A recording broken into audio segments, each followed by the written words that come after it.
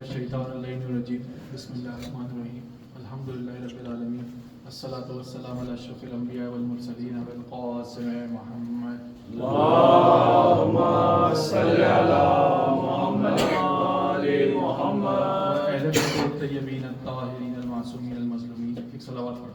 اللہم صلی علی محمد وآل محمد. جناب ابو طالب علیہ السلام کے 4 فرزند اور 2 بیٹیاں. جناب طالب، جناب عقیل، جناب جعفر اور امام علی علیہ السلام ان کے بیٹے، اور 2 بیٹیاں جمانہ اور فاخرہ. لیکن ہم لوگوں نے ہمیشہ صرف ایک ہی بیٹے کا ہمیشہ ذکر سنا ہے، امام علی علیہ السلام کا.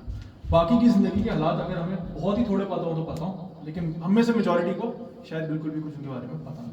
تو آج تھوڑا انہیں کی امام جناب ابو طالب کے سب سے بڑے بیٹے جناب طالب. اب طالب کے بارے میں تاریخ میں زیادہ کچھ ملتا بھی نہیں ہے.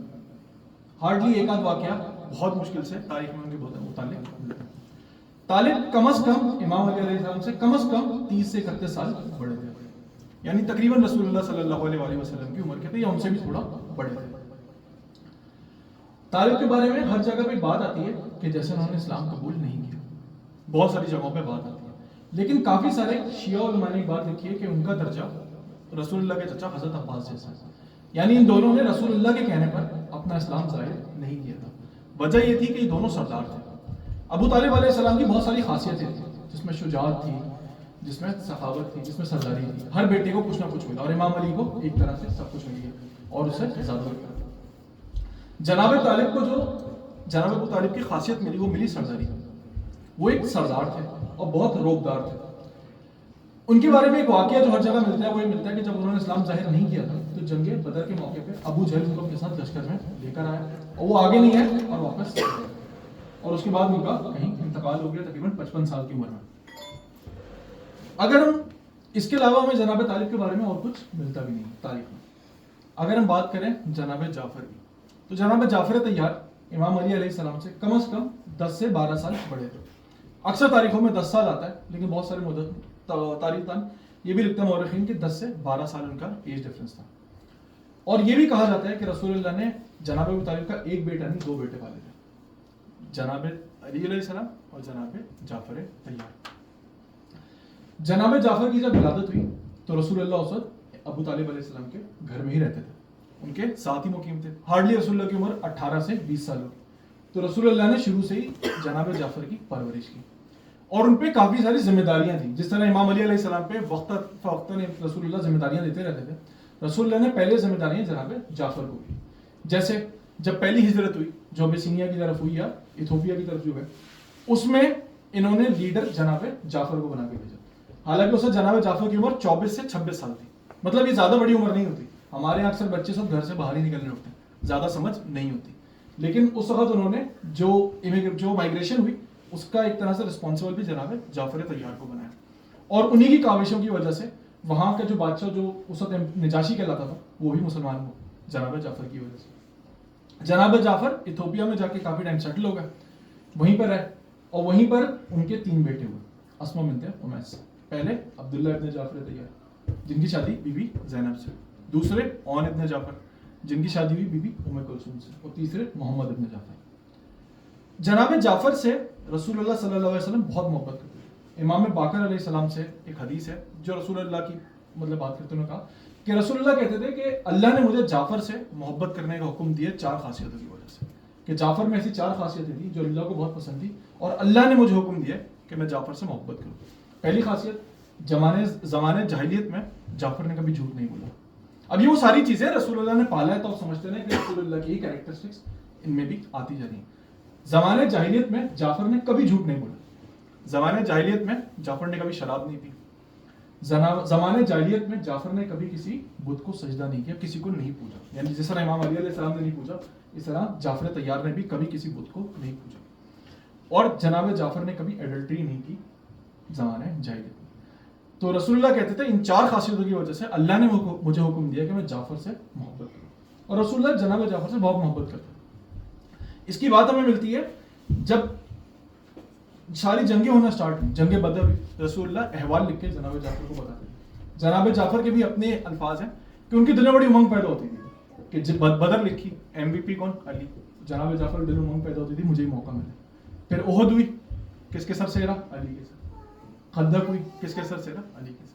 خندق کے کچھ وقت کے بعد رسول اللہ نے ایتھوپیا میں خط لکھا نجاشی کو اور بلا لیا جناب جعفر کو کہ مجھے جعفر کو بھیج دو. بس جعفر کا وہاں جو کام تھا وہ ختم ہو گیا, مجھے جعفر کی ضرورت ہے, جعفر کو بھیج دو. خیبر سے جب رسول اللہ جنگ فتح کر کے آئے تو مدینے کے چوکٹ مطلب انٹری کے پاس پہنچے تو دور سے انہیں کوئی آتا ہوا دکھا. انہوں نے کسی سوال کو دوڑایا, دیکھو کون ہے. جب انہیں پتا چلا کہ جناب جعفر ہیں تو رسول اللہ رو پڑے, بہت خوش ہوئے. کہنے لگے مجھے سمجھ نہیں آتا میں خیبر کی فتح پہ خوش ہوں یا جعفر کے آنے پہ خوش ہوں. مطلب محبت کا یہ لیول تھا کہ جنگ خیبر اس کی فتح پہ خوش ہوں یا جعفر کے آنے پہ خوش ہوں, اتنی محبت کرتے ہیں. اور جب جناب جعفر ہے تو رسول اللہ گئے, انہوں نے جا کے جناب جعفر کو جب لیا اس کے بعد بولا کہ تمہیں اللہ چاہتا ہے کہ میں تمہیں تحفہ دوں. اب یہ تحفے ہمارے نظر کے تحفے نہیں, سر ہم لوگوں کو چیزیں دیتے ہیں, یہ اعلیٰ درجے کے تحفے ہوتے ہیں. انہوں نے جناب جعفر کو نماز جعفر تیار دی, جس کے بارے میں کہا جاتا ہے کہ اگر یہ نماز کوئی زندگی میں ایک دفعہ پڑھ لے تو اس کے گناہ معاف ہو جاتے ہیں. اور کہا جاتا ہے اگر کوئی بندہ روز یہ نماز پڑھے تو وہ ایسے اٹھے گا جیسے اس کے گناہ کا پڑھنا ایسے ہوگا جیسے کسی نیو بورن بیبی کا ہوتا ہے. سبحان اللہ. محمد و آل محمد صلوات. اللہم صلی علی محمد و آل محمد. اب جناب ابو طالب کے ایک اور بیٹے تھے جناب عقیل. اب عقیل جو ہیں ان کی عمر امام علی سے 20 سے 22 سال زیادہ تھی. اور جیسے سب لوگوں کو خاصیتیں ملی امام علی جناب ابو طالب سے, ان کو بھی کافی ساری خاصیتیں ملی. جناب ابو طالب ایک بہت لٹریٹ آدمی تھے, بہت لٹریٹ آدمی تھے. ان کی خاصیت تھی جینیالوجی, مطلب شجرے بنانا. عقیل میں یہی چیز ہے. عقیل سے بہتر شجرے کہا جاتا ہے عرب میں کوئی بناتے ہی نہیں. شجرے بنانے کا سارا کام عقیل کے ہی ذمہ ہوا کرتا. کتابوں میں یہاں تک آتا ہے کہ جب مسجد نبوی میں اکثر جب رسول اللہ نے مدینہ فتح کر لیا, آرام مطلب مسجد نبوی بن گئی اور آرام سے سکون کا دور آ گیا, تو سب صحابہ اپنی ایک کوئی چادر ڈال کے یا جانماز ڈال کے بیٹھ جاتے تھے اور جو ان کا علم ہوتا تھا اس سے پیسے کماتے تھے لوگوں کی مدد کرتے تھے. جیسے کوئی اگر ڈاکٹر ہوگا تو طبیب ہے, لوگ اس کے پاس پہنچتے تھے, اس کا علاج کرتے تھے. عقیل بھی اس طریقے سے اپنی چادر ڈال کے بیٹھتے تھے اور لوگوں کے شجرے بناتے تھے. جینیالوجی میں اتنا آگے تھے, بیٹھ کے لوگوں کے شجرے بناتے تھے. کہا جاتا تھا شکل دیکھ کے بندے کا شجرا بتا دیتا. تو اب جناب عقیل کا شجروں کا لیول اس لیول کا تھا کہ امام علی علیہ السلام کی 2 شادیوں میں ڈائریکٹلی جناب عقیل کا ہاتھ, ایک طرح سے سمجھے میچ میں کر دیا. 2 فاطمہوں سے انہوں نے امام علی کی شادی کی. پہلے فاطمہ بنت محمد سے. جب امام علی اور بی فاطمہ کی انگیجمنٹ ہو گئی تھی, جناب عقیل ہی تھے جو رسول اللہ تک میسج لے کے گئے کہ شادی کر دیں. اور بی فاطمہ بنت حزام جو کہ بعد میں مشہور ہوئی بی بی ام البنین کے نام سے. امام علی علیہ السلام ان کے پاس آئے اور جناب عقیل کو کہا کہ مجھے ایک بہادر قبیلے کی ایک عورت لا کے دو جو مجھے ایک بہادر بیٹا میرے لیے پیدا کرے جو میرے حسین پر قربان. اب سوال یہ ہے کہ امام علی علیہ السلام کیا کام خود نہیں کر سکتے تھے؟ ہمارا تو ماننا ہے نا جو علم بھی ہے وہ امام کے پاس موجود ہے, وقت کے امام کے پاس سارا علم ہوتا ہے. لیکن امام علی علیہ السلام بتانا چاہتے تھے کہ عقیل کا مرتبہ کیا, کہ جب اگر مجھے بھی کسی کے شجرے کی جینیالوجی کی ضرورت پڑتی ہے تو میں بھی عقیل کے پاس جاتا. کیا کہتے ہیں. اب جناب عقیل کے بارے میں ایک واقعہ شیعہ سنی کتب میں ہر جگہ پہ ایک طرح سے آتا ہے. کچھ سنی کتب میں اس کو آگے بھی کر کے ایک طرح سے تھوڑا اس کو خراب کرنے کی کوشش کی گئی. خیر, اب وہ واقعہ کچھ اس طرح آتا ہے کہ جب امام علی علیہ السلام کو خلافت ملی تو عقیل معصوم تو نہیں تھے, امام علی کا لیول تو نہیں تھا ان کے معصومیت. عقیل امام کے پاس آئے اور آ کے امام علی سے کہا کہ مجھے بیت المال سے کچھ پیسے دے دو. امام علی نے منع کر دیا, کہا میں دے سکتا ہوں لیکن دوں گا نہیں. کہا جاتا ہے عقیل کو اس بات کو بہت غصہ آیا اور انہوں نے سوچا میں شام چلا جاؤں معاویہ کے پاس, معاویہ پیسے بانٹتا ہے, میں جا کے اپنے پیسے لوں اور جا کے اپنی زندگی کو تھوڑا سدھارا. عقیل شام کی طرف چلے گئے.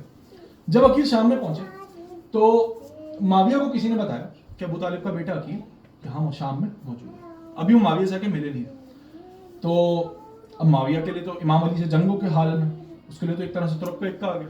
اس نے تو یہ بولا کہ بلاؤ عقیل کو. اس نے جناب عقیل کو اپنے دربار میں بلوایا. اب ایک طرف معاویہ بیٹھا تھا, ایک طرف عمر ابن عاص. جناب عقیل آئے, معاویہ نے پہلا سوال کیا کہ تم جینیالوجی میں بہت ماہر ہو. انہوں نے کہا ہاں. تم کسی کا بھی دیکھ کے شجرا بتا سکتے ہو. انہوں نے کہا ہاں. کہا اچھا یہ عمر کا شجرا بتاؤ. تو انہوں نے کہا اچھا. انہوں نے کہا عمر کی ماں مشہور تھی کہ اس کے پاس 6 آدمیوں کا آنا جانا بہت کامن تھا. جب عمر پیدا ہوا تو ایک باؤل میں 6 نام رکھے گئے اور اس کی ماں نے نام چنا. جس کا نام آیا وہ اس کا باپ. نام آیا آس ابن وائل کا. تو آس ابن وائل اس کا باپ ہے. اب اس میں معاویہ بہت ہنسا, بہت خوش ہوا, مذاق کی بات ہی بہت خوش ہوا. اس نے پتہ نہیں کیوں کہہ دیا میرا بھی شجرہ بتا دو. اب عقیل نے بولا صحیح, تمہارا باپ ابی سفیان؟ بولا ہاں. بولے لیکن تمہاری دادی کا کردار بھی عمر کی ماں کے جیسا تھا. اب معاویہ بہت شارپ مائنڈیڈ تھا, فوراً تب گیا, کہنے لگا اچھا تو تمہارے چچا کا کیا حال ہے جو جہنم میں؟ ابو لہب کی طرف بات کرنے لگا. عقیل بھی اسی لیول کے شارپ مائنڈیڈ تھا, شجرے بناتے تو اسی لیول کے شارپ مائنڈیڈ تھا. کہنے لگے یہ اپنی پھپھو سے پوچھو, ام جمیل سے, جو ابو لہب کی بیگم. اب اس پہ معاویہ بالکل چپ ہو گیا, اس کی سمجھ میں نہیں آیا میں کیا کروں. اس نے آخر میں عقیل سے بولا تمہیں پیسے چاہیے, میں تمہیں پیسے دیتا ہوں اور جاؤ جو کام. عقیل نے کہا تم سے پیسے میں نہیں لیتا. اکثر شیعہ کتب میں واقعہ یہاں ختم ہے. سنی کتب میں واقعے کو آگے لے کے یہاں جایا جاتا ہے کہ عقیل کو ایک کنیز معاویہ کی پسند آ گئی جس کا نام عالیہ تھا, جس سے شادی ہوئی یا پھر بیٹا ہوا, اور وہ بیٹا مسلم ابن عقیل تھا. اب یہ روایت ہمارے شیعہ محدثین کے حساب سے, میجورٹی کے حساب سے غلط روایت ہے, اور کافی سنی لوگ بھی اس بات کو غلط کہتے ہیں. عقیل کی شادی ہوئی تھی جناب عالیہ سے, نام تھا عالیہ یا علیہ, ان سے شادی ہوئی تھی اور پرشین ڈسینٹ کی. لیکن اب اس پہ ہمیں 3 روایتیں ملتی ہیں ہمارے اپنے رواج سے, جن سے جناب مسلم پیدا ہوا کہ جناب مسلم کی ولادت یا تو ایسے ہوئی کہ ان کی کربلا میں شہادت کے وقت ان کی عمر 26 سے 28 سال تھی, یا ان کی ولادت 12 ہجری میں ہوئی. یہ روایت بھی بہت زیادہ ملتی ہے. اور ایک روایت جو اور بھی بہت زیادہ ملتی ہے لیکن ہمارے یہاں بالکل نہیں پڑھی جاتی, ہمارے انڈو پاک میں بہت ریئر پڑھی جاتی ہے, وہ یہ کہ جناب مسلم کی ولادت ہوئی 3 ہجری میں امام حسن کے ساتھ. اور اس کو سپورٹ بھی بہت سارے لوگوں نے بہت ساری چیزوں سے سپورٹ کیا کہ امام حسن کی جناب مسلم سے بہت اچھی دوستی تھی. ایک دوستی کا رشتہ جناب مسلم سے تھا جناب امام حسن کا, اور امام حسین علیہ السلام جتنا ٹرسٹ جناب مسلم پہ کرتے تھے اتنا وہ کسی بھی نہیں کرتے. کتابوں میں تو یہاں تک آیا کہ حضرت عباس پہ بھی ان کے بعد ٹرسٹ کرتے تھے جناب مسلم کے بعد, اس لیول کا ٹرسٹ کرتے تھے جناب مسلم پہ. تو یہ بھی ایک بات ہوتی ہے. اور اس کے ساتھ ساتھ ایک حدیث اور ہے جو رسول اللہ کی ہے, جس کو لوگ اکثر شیعہ مورخین ایک طرح کا ریفرنس پوائنٹ بناتے ہیں کہ رسول اللہ کی ایک حدیث تھی کہ اے عقیل میں تم سے 2 وجہوں سے محبت کرتا ہوں. ایک یہ کہ تم سے میرے چچا ابو طالب محبت کرتے تھے, اور دوسری وجہ یہ کہ تمہارا بیٹا میرے بیٹے پر کربلا میں قربان ہے. اب جیسا میں نے کہا کہ جناب مسلم پر امام حسین علیہ السلام بہت زیادہ ٹرسٹ کرتے ہیں. امام حسین نے جناب مسلم کو بہت مشکل ٹاسک دیا, سفیر بنا کے بھیجا ایسی جگہ پہ جہاں ان کو کوئی شیورٹی نہیں تھی کہ کیا ہونے والا ہے. اور واقعات میجورٹی سب کو پتہ ہے, میں زیادہ اس کی ڈیٹیل میں بہت زیادہ ڈیٹیل میں جاؤں گا. جناب مسلم جب کوفہ آئے تو کوفہ کا منظر کچھ اور تھا. یزید نے ابن زیاد کو بھیجا اور کوفے کا منظر بدل گیا. ابن زیاد نے سختیاں کرنی شروع کی اور جتنے امام کے اصحاب تھے سب کو قید کرنا شروع کر دیا. مختار قید ہو گئے, ہانی کو شہید کر دیا گیا, باقی کافی سارے میسم کو قید کر لیا گیا اور بعد میں شہید بھی کر دیا گیا. اور اسی طرح جب حالات بہت زیادہ برے دیکھے تو جناب حبیب و جناب مسلم ابن اوسجہ امام حسین کے پاس چلے گئے, ان سے ملنے گئے. اب جناب مسلم تنو تنہا رہے گا. کہا جاتا ہے کہ جناب مسلم جب نماز پڑھانے کے لیے مسجد کوفہ میں آئے تو ان کے پیچھے 30 افراد موجود تھے.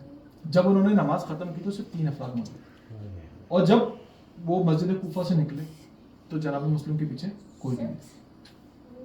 اب وہ کسی ایک گلی میں چلتے ہوئے کسی گھر کے باہر آ کے بیٹھ گئے اور سوچنے لگے. پیاس کا غلبہ بہت زیادہ تھا. جناب مسلم کی شہادت کربلا سے پہلے ہوئی ہے لیکن ان کا ذکر ہمیشہ کربلا کے شہیدوں میں آتا ہے.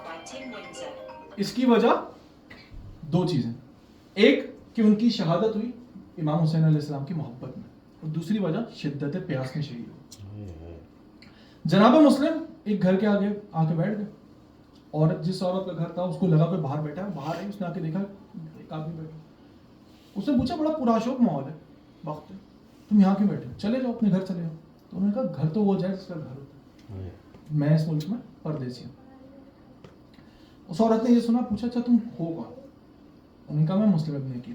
وہ مومنت چونکہ اس نے بولا کون عقیل؟ انہوں نے کہا عقیل ابن ابی طالب. اس نے اور جاننا چاہا یہ ابو طالب کو. انہوں نے کہا ابو طالب وہی جو علی کا باپ ہے. اب وہ عورت رو پڑی, مومنت کہنے لگی کہ آپ یہاں کیا کر رہے ہیں؟ جناب مسلم نے اسے احوال بتایا, اور پھر اس عورت نے بولا کہ آپ میرے گھر پہ آ کے آج رات کو رکیں, ایک حجرہ خالی ہے باہر رکیں. جناب مسلم نے چاہا کہ وہاں نہ رکیں کہ اس کو اور مسئلے ہوں گے. اس نے کہا نہیں آپ رک جائیں. جناب مسلم گئے اس کے حجرے میں جا کے. اس عورت نے آ کے پوچھا کچھ کھانا پانی آپ کو چاہیے؟ انہوں نے کہا مجھے تھوڑا پانی چاہیے کہ میں وضو کر سکوں. وضو کیا, نماز تہجد پڑھی اور تھوڑی دیر سو گئے. ان کی آنکھ کھلی تو ان کو احساس ہوا کہ باہر بہت ساری فوجیں موجود ہیں. اس عورت کے بیٹے نے جا کے ابن زیاد کو چگلی کر دی کہ جناب مسلم میرے پاس موجود ہے, اور ابن زیاد نے ابن اشعث کے ہاتھوں 400, کہیں آئے 300, کہیں آئے 400 افراد کا لشکر بھیج دیا جناب مسلم کو پکڑنے کے لیے. اب جناب مسلم نے جب باہر لشکر کی آواز سنی تو اپنی تلوار اٹھائی اور باہر جانے لگے. اس عورت نے کہا رک جا. انہوں نے کہا نہیں, میری وجہ سے تمہارے گھر پہ حملہ ہو یہ میں نہیں سہ سکتا. اب یہ کہا باہر آئے اور مقابلہ کرنے لگے. کافی دیر تک مقابلہ کیا, اتنا کہ ابن اشعث کو اور لشکر منگوانا پڑا, لیکن کسی طریقے سے ان پر غلبہ نہ پایا گیا. ایونچولی کسی نے, 2 روایات الگ الگ طرح آتی ہیں. ایک روایت آتی ہے کہ کہیں گڑھا کھودا گیا جہاں مسلم گر گیا, اور ایک روایت آتی ہے کہ مسلم کے سر پہ اینٹ ماری گئی پیچھے سے جس سے مسلم نیچے گر گیا. لیکن پھر بھی مسلم نے تلوار نہ چھوڑی اور لوگ ڈرتے رہے, مسلم کے قریب نہ آتے تھے. تو بڑی مشکل سے انہوں نے مسلم کو سرنڈر کرنے کا کہا, لیکن جناب مسلم نے ایک شرط پہ سرنڈر کیا کہ انہیں قتل نہیں کیا جائے. انہوں نے اس وقت تو ہاں بھری, لیکن جیسی جناب مسلم نے سرنڈر کیا انہوں نے رسیاں پھینکی اور جناب مسلم کو پکڑ لیا, اور کہا جاتا ہے کہ گھسیٹتے ہوئے کوفہ کے دارالامارہ تک لے گئے. اب وہاں کے واقعات اکثر لوگوں کو پتہ ہوتے ہیں, میں تھوڑا آگے کی طرف جاتا ہوں. ابن زیاد نے جناب مسلم کو شہید کرنے کا بولا, کہا کہ ان کو قتل کر دو, اور کہا کہ دارالامارہ کی چھت پہ جو جا کے اس کا سر قلم کر دو. جناب مسلم کے ہاتھ پیچھے باندھے گئے, ان کو دارالامارہ کی چھت تک لے آئے, لے آ کے وہ گھٹنوں پہ بیٹھے اور وہاں پہ ان کا سر تن سے نکلا. یہ جو دور تھا, یہ جو وقت تھا, اس وقت تک امام حسین مکہ سے نکل چکے تھے کوفہ کی طرف, اور جناب مسلم کو یہی ڈر تھا کہ امام حسین کوفہ نہ آ جائے. وہ رو بھی رہے. امام حسین کا قافلہ چل رہا تھا, امام حسین اور حضرت عباس آگے تھے.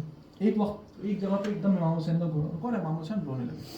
حضرت عباس نے امام سے پوچھا کہ کیا ہوا, ایک دم کیا ہوا, ایک دم کیوں رونے لگے. امام نے اپنی دونوں انگلیاں اٹھائیں, حضرت عباس کو ایک منظر دیکھا ہے. حضرت عباس نے دیکھا اور ایک دم بول پڑے کہ کتنا مظلوم شخص ہے, ہاتھ پیچھے بنے, گھٹنوں کے بل بیٹھا ہے اور کوئی اس کو مارنا چاہتا ہے. تو امام حسین نے کہا عباس غور سے دیکھو. اب جو جناب عباس نے دیکھا تو ان کی بھی چیخنے لگی, رونے لگے کہ یہ تو مسلم ہے, یہ تو میرا بھائی مسلم ہے. امام حسین نے جناب عباس کو کہا کہ آج قافلہ یہیں روکتا, آج ہم آگے نہیں جائیں گے, اور یہیں خیمے لگائے گئے. پھر انہوں نے ان کی زوجہ جناب رقیہ کو بلایا. وہ ان کی بیٹی حمیدہ خاتون کو ساتھ لے کے, 4 سال عمر ہے حمیدہ خاتون کی, کہیں 5 سال آتی ہے, کہیں 4 سال عمر. ساتھ میں بی بی زینب کو بھی بلایا. پھر انہوں نے, امام حسین نے حمیدہ خاتون کے سر پہ, اب حمیدہ خاتون بنی ہاشم کی بیٹی, بول پڑی کہ کیا میرے ابا شہید ہو گئے, والد مر گئے, نہیں رہے. امام حسین رو پڑے, ان کے سر پہ ہاتھ پھیرا, بولا تم پریشان نہیں ہونا, تمہارا ماموں تمہارے ساتھ موجود. پھر بی بی زینب سے کہا کہ ایک صندوقچی لے کے آؤ. بی بی زینب صندوقچی لے کے آئے, اس میں 2 کچھ بندے رکھے تھے, گوشوارے رکھے. وہ انہوں نے حمیدہ خاتون کے کانوں پہ پہنائے اور ان کو پیار کیا. جب امام حسین یہ کر رہے تھے اس وقت حمیدہ خاتون کے ساتھ ہی ایک 4 سال کی اور بچی جو دیکھ رہی تھی کہ یتیموں کے ساتھ کس طرح کا برتاؤ کیا جاتا ہے. ان کو گوشوارے پہنائے جاتے ہیں, سر پہ ان کے ہاتھ رکھا جاتا ہے. اب آئی شام امریکہ, وہی بچی, اب وہی 4 سال کی بچی سکینہ اب یتیم انتظار کر رہی کہ کوئی آئے سر پہ ہاتھ پھیرے, کوئی آئے مجھے گوشوارے پہنائے. لیکن ہائے ان کی قسم, ان کے منہ پہ تماچے مارے گئے, کرتے کو چلایا گیا, اور گوشوارے پہنانے تو دور, ظالموں نے ان کے گوشوارے تک کانوں سے چھیڑے. انا للہ و انا الیہ راجعون. ماتم